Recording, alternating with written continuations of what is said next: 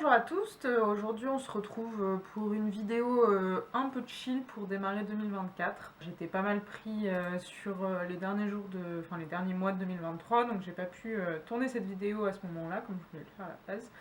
Mais du coup aujourd'hui on se retrouve pour un tag, ou plutôt une vidéo où j'ai pris des questions de différents tags pour que vous puissiez avoir l'occasion de me connaître un peu mieux et connaître un peu mieux le pourquoi du comment j'ai voulu créer cette chaîne. Voilà, donc on va pas traîner plus que ça et je vais commencer de suite avec la première question qui est pourquoi j'ai commencé cette chaîne YouTube. Alors en fait, malgré ce qu'on peut penser en allant voir la liste des vidéos qui sont en ligne, attendez, il y a mon chat qui veut. Donc malgré ce qu'on peut croire par rapport à la liste des vidéos qui sont en ligne, cette chaîne YouTube est bien plus âgée parce qu'en fait je l'ai créée en 2016. Donc juste après avoir passé mon bac, je rentrais en prépa. Et pendant l'été, j'avais énormément d'ouvrages à lire. Et du coup, pour me donner un petit peu de courage et essayer de vraiment tous les lire, j'ai décidé de créer du coup une chaîne YouTube et de faire ce que j'avais appelé le défi prépa. Et effectivement, ça avait plutôt bien marché, enfin je m'étais bien amusée à faire ça et au final j'avais essayé de continuer pendant que j'étais en prépa, mais évidemment ça avait été un peu complexe et puis après la vie faisant, j'ai jamais trop continué cette chaîne YouTube.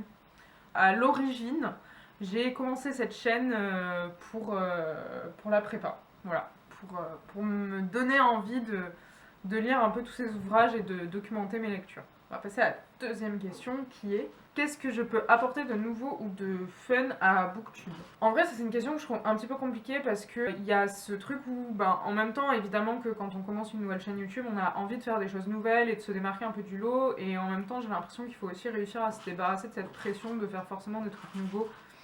Parce que je pense que c'est plus néfaste qu'autre chose. Il y a mon chat qui mange ses croquettes. Je pense que vous allez l'entendre. Et du coup, je pense que c'est plus néfaste qu'autre chose de vouloir absolument essayer de faire quelque chose de nouveau, alors qu'on peut aussi juste s'amuser à faire le contenu qu'on a envie de faire.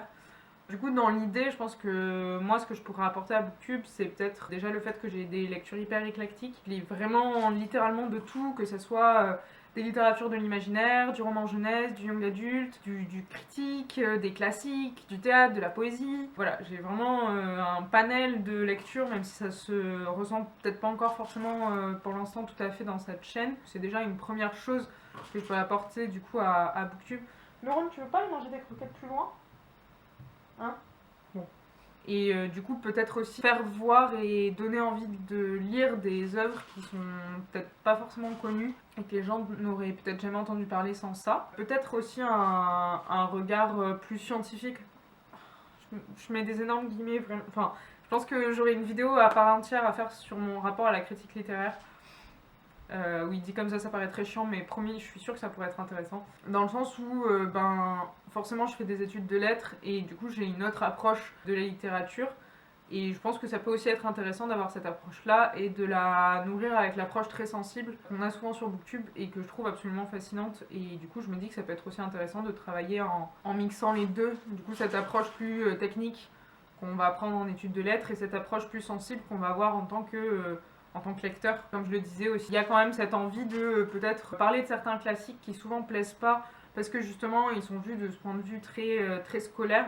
Essayer de les sortir un petit peu de ce cadre scolaire pour donner plus envie aux personnes qui me regardent de les lire. La troisième question, c'est pourquoi j'aime lire. Je trouve que c'est une question hyper compliquée, mais à laquelle je vais répondre hyper rapidement dans mes petites notes. J'ai 3 mots-clés qui sont voyager, calme et découvrir des belles plumes. Et je pense que c'est vraiment les 3 choses qui me portent dans mon rapport à la lecture.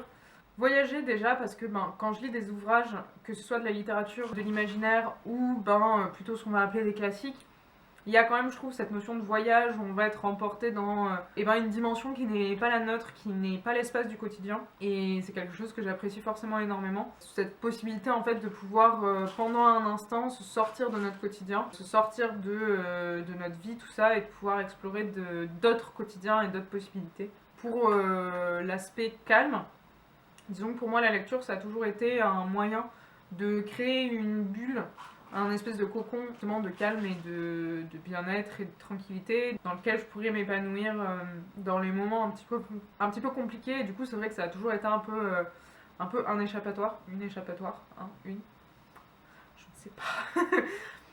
Donc c'était le deuxième point. Et le troisième point, c'est découvrir des belles plumes.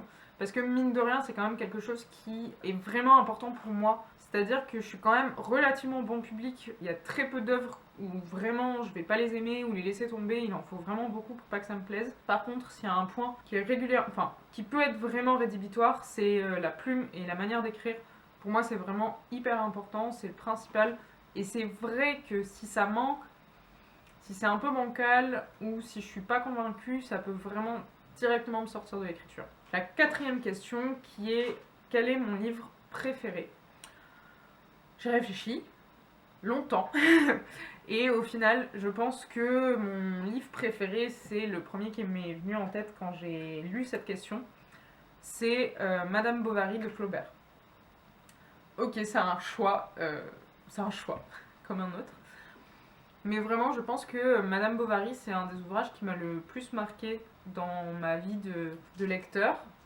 Et c'est un roman qui a cette expression de live rent free in my head, qui, avec mon magnifique accent anglais, je sais, qui vit sans payer de loyer dans mon cerveau, quoi. Et qui est toujours un petit peu en arrière-main, auquel je pense régulièrement, dont je parle souvent.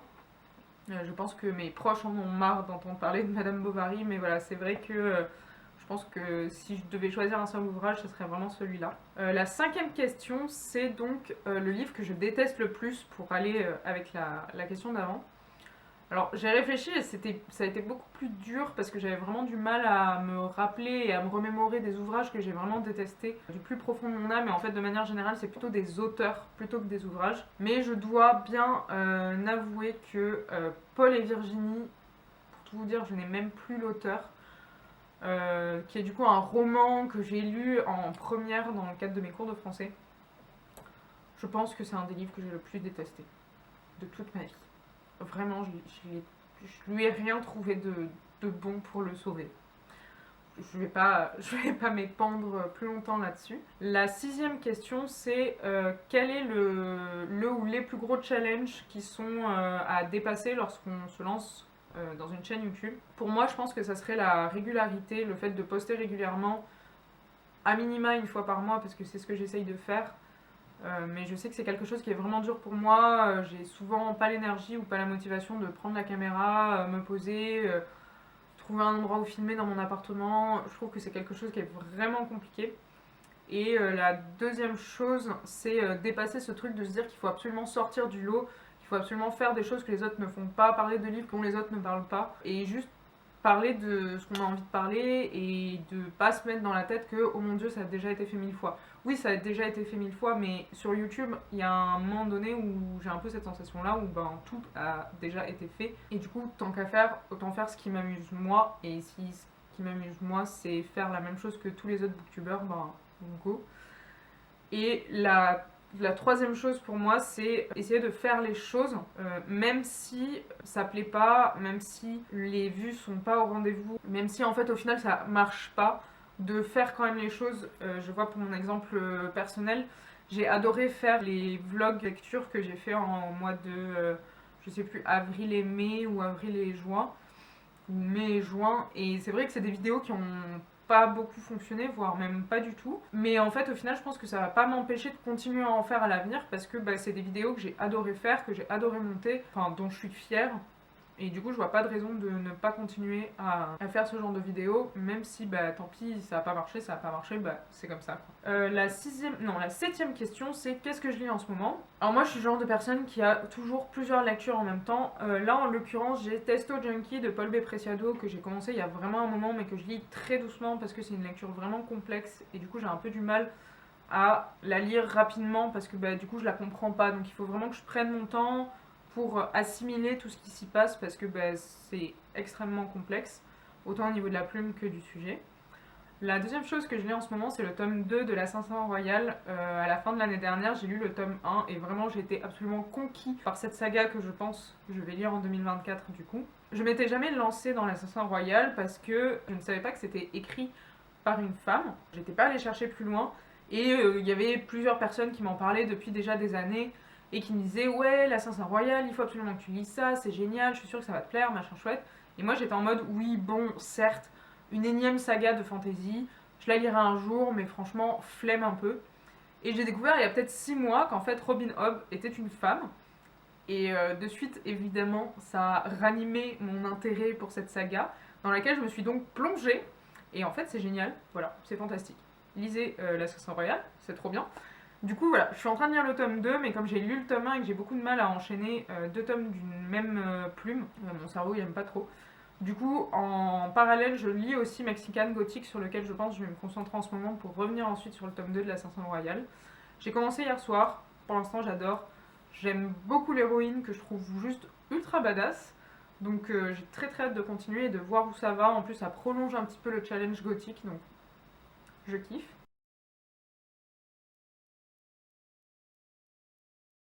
La question 8, c'est qu'est-ce que j'utilise comme marque-page? Alors là, je vais sans doute me faire détester par plein de monde, mais alors moi, un marque-page, ça peut être tout et n'importe quoi.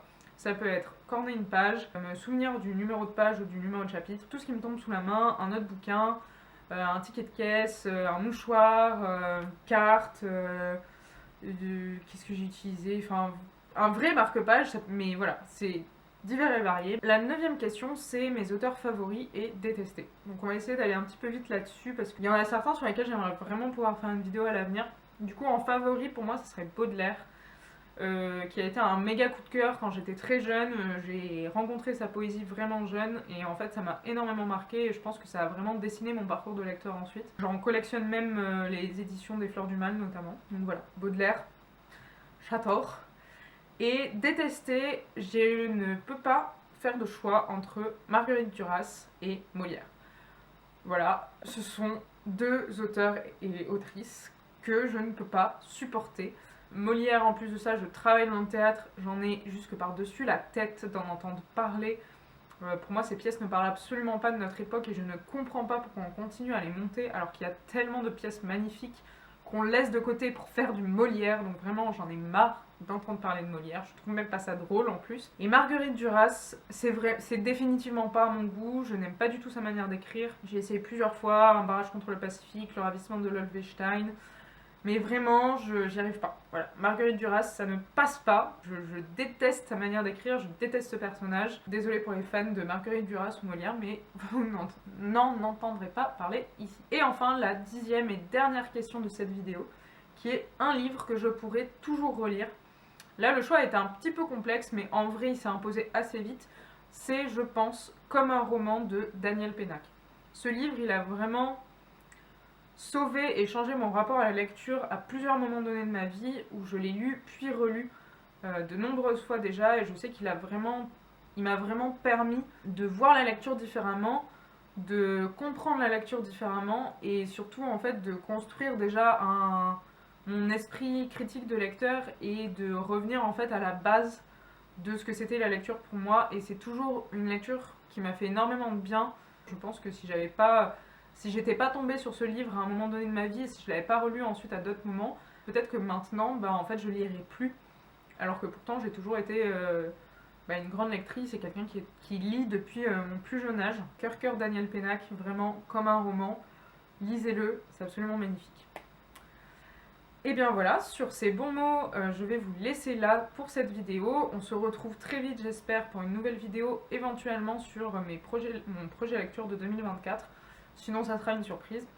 J'espère que les fêtes se sont bien passées. Je vous souhaite à tous et à toutes une bonne matinée, une bonne journée ou une bonne soirée. Et on se retrouve très vite.